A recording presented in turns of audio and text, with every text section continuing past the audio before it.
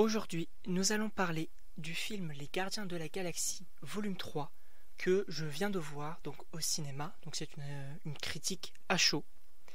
Donc le film est donc toujours réalisé par James Gunn, réalisateur des deux premiers films. Et c'est un réalisateur donc que j'aime beaucoup, voire même l'un de mes réalisateurs préférés du côté de Marvel. Et donc on va commencer tout simplement par un avis global donc du film. Donc on va commencer donc avec la musique, que je trouve encore une fois très bonne. Les choix des chansons sont voilà, c'est des anciennes chansons qu'on réadapte dans des films modernes. C'est James Gunn, c'est tout ce que j'aime. Au niveau donc de la réalisation de James Gunn, c'est assez, il y a des plans quand même qui sont intéressants. On commence le film avec un plan séquence et franchement il y a cet aspect réalisation que j'aime beaucoup chez James Gunn. Bien sûr c'est une critique donc avec spoiler, parce que si vous n'avez pas vu le film, excusez-moi, partez. Et donc, pour terminer donc l'aspect global, donc l'équipe des gardiens que j'ai trouvé dans ce film cohérente par rapport donc au film et au projet donc précédent. On a toujours cette relation ami-famille qui va s'installer, voilà. Et donc on va tout simplement donc continuer avec chacun donc des personnages du film tout simplement.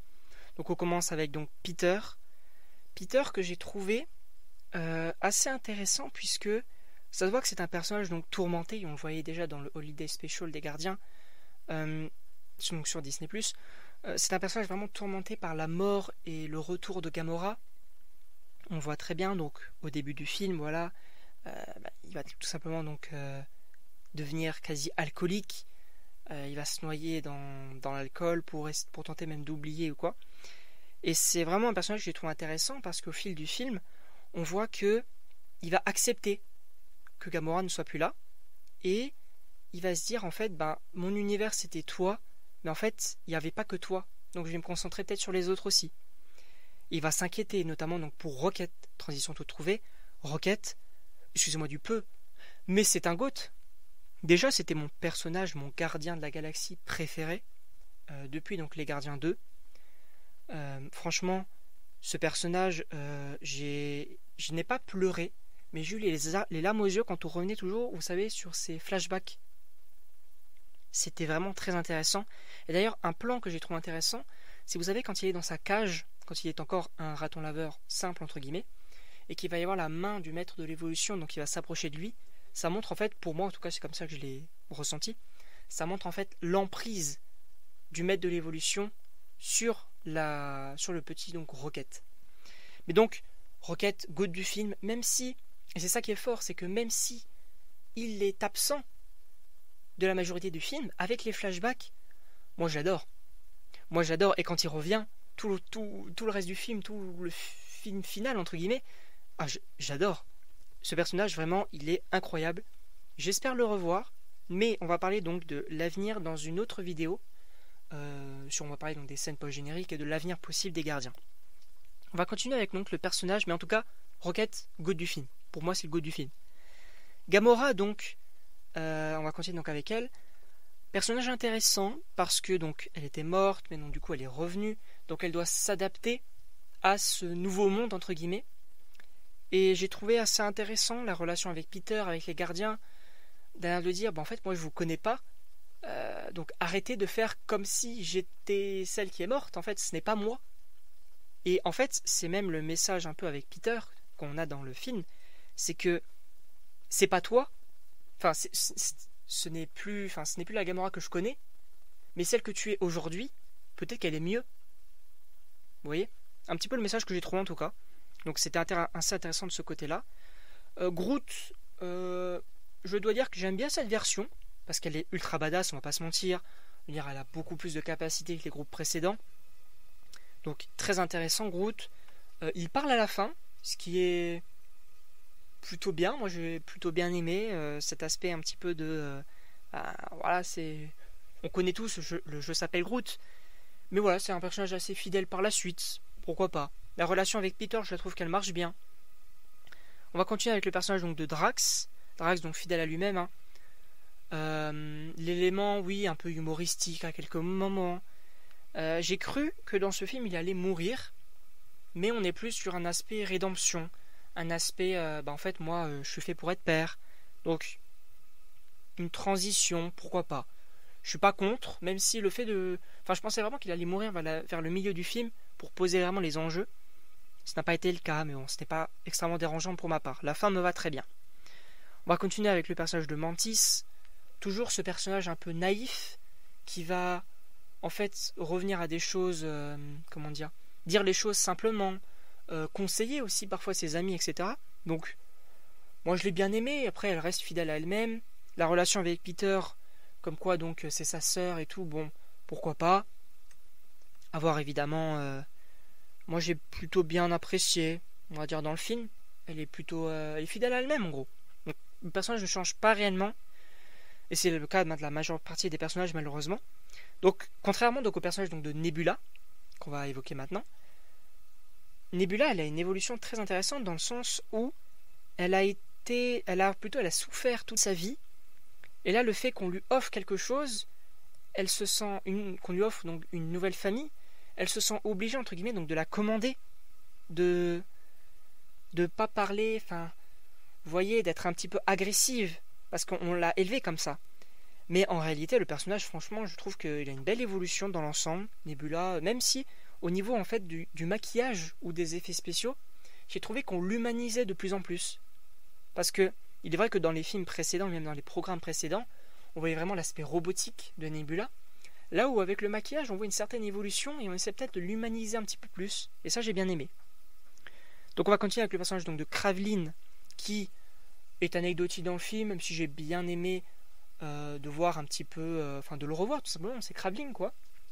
Avec la crête de Yondu, la flèche de Yondu, le fait donc qu'il sache maintenant l'utiliser, même si j'aurais aimé qu'il sache l'utiliser déjà au début du film, ça aurait été peut-être un petit peu plus intéressant, je ne sais pas. Tout comme donc le personnage de Cosmo, que j'ai plutôt bien aimé en vérité.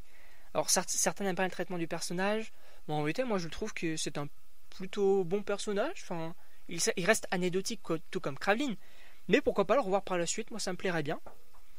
Et donc on va parler évidemment donc, du méchant du film, le maître de l'évolution.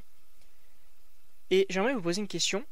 Est-ce que c'est normal qu'un méchant comme le maître de l'évolution, qui est censé donc ne pas revenir, soit beaucoup plus intéressant que le personnage de Kang dans Ant-Man 3, qui est censé être le plus grand méchant, enfin le grand méchant de la phase?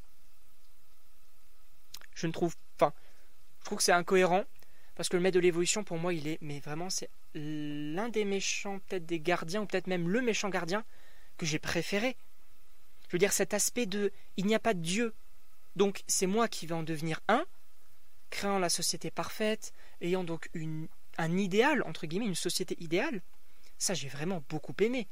Que ce soit lui qui crée des nouvelles espèces, qui les modifie, afin donc de rendre pour lui donc un monde meilleur, parce que lui Rocket le dit même lui-même dans le film. Il dit en fait il déteste les choses telles qu'elles sont. Donc il veut changer ça. Ça, c'est hyper intéressant. Et l'acteur qui l'incarne, je ne sais plus son nom, mais pareil, il l'incarne mais tellement bien. La scène de flashback avec Rocket, elle fonctionne mais parfaitement. On voit vraiment que même si il s'attache à Rocket, même si il devient en un sens peut-être son élève, son ami, il se rend compte que Rocket devient plus intelligent que lui, et donc il veut donc le tuer pour étudier son cerveau. Franchement, on peut dire les termes, c'est un grand malade en soi, mais je trouve vraiment que le personnage il est hyper intéressant. C'est un très très bon méchant. Pour moi, franchement, le méchant est très très réussi. Ce qui se fait assez rare en vérité dans les films Marvel.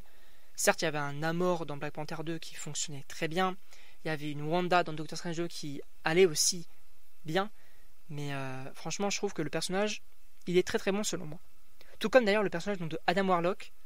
Je peux comprendre que certains n'aiment pas l'aspect enfantin du personnage. Et moi, je trouve que ça colle parfaitement avec l'image des comics, comme quoi c'est un adulte, ou plutôt comme quoi c'est un enfant dans un corps d'adulte. Et ça, j'ai bien aimé. Et j'aimerais beaucoup plus le revoir à l'avenir, parce que je pense qu'il peut avoir vraiment, ça peut être l'avenir du MCU, avec vraiment une évolution assez importante. Sa relation donc avec la mère, je ne sais plus, la reine des souveraines, je ne sais plus son nom exactement, Ayesha. Oui, je crois que c'est Ayesha. Donc, moi j'ai bien aimé. certes, il peut avoir un aspect un petit peu comique, entre guillemets, mais que ça ne plaît pas à tout le monde. Mais moi, je trouve que c'est une bonne réadaptation du personnage. Et c'est un personnage ultra puissant dans les comics, donc à voir s'il peut monter en puissance durant les prochains projets. Mais donc, moi, en résumé, le film, je l'ai beaucoup apprécié. Je sais que certaines personnes ne l'aient pas trop aimé, mais moi, je trouve que vraiment, c'est un film génial. C'est peut-être mon gardien préféré, peut-être parce qu'on se concentre beaucoup plus sur Rocket, donc qui est mon gardien préféré, donc moi, ça me va. On a un méchant charismatique, etc. Et je pense même que les Gardiens de la Galaxie, ou plutôt la trilogie des Gardiens de la Galaxie, peut devenir en vérité ma trilogie préférée du MCU, puisque je pense que ça se fight avec Captain America, mais Captain America 1, j'ai trouvé assez moyen dans l'ensemble, même si c'est un très bon film, mais j'ai trouvé assez moyen. Donc, moi en résumé, j'ai adoré le film, j'ai passé un excellent moment, et on va parler donc de la suite dans une autre vidéo. Mais donc moi, il ne me reste plus qu'à vous dire donc n'hésitez pas donc à commenter, donner votre avis en commentaire, partager, aimer et même vous abonner. Et donc moi, il ne me reste plus qu'à vous dire à la prochaine pour une prochaine vidéo.